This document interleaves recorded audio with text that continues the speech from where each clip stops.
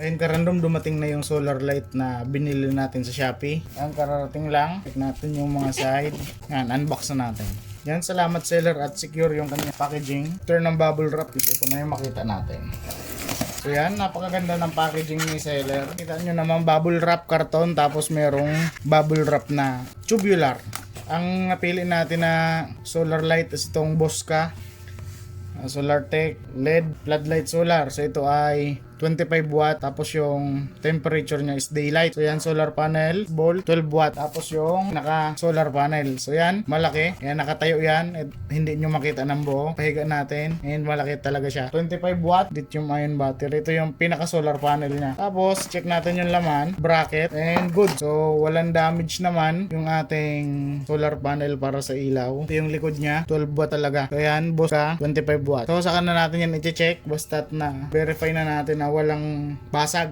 So safe na nakarating yung solar panel. Sunod na is itong pinakailaw na mismo. Sa loob ng box, merong AAA, dalawa, yung remote, at yung, yan, wala na laman, yung solar light with function bolt, nuts, at washer. Ito na siya. And ito na yung pinaka solar light. So yan, 25 watts IP55. Warranty void if damage.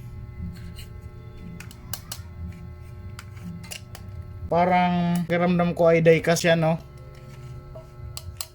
Bakal. So bakal nga. Diecast. Ko alam kung aluminum, pero ito ay good na bakal. Test natin kung may initial charge na sinip yung ilaw. Ito yung remote. Natin yung cover. Ito natin yung battery. Lagay natin sa likod. Tara. And check natin. So yan. So may stock na, may pre-charge yung pinadala na ilaw. So yan, nakaset sa auto. Check natin yung brightness. I-dim natin.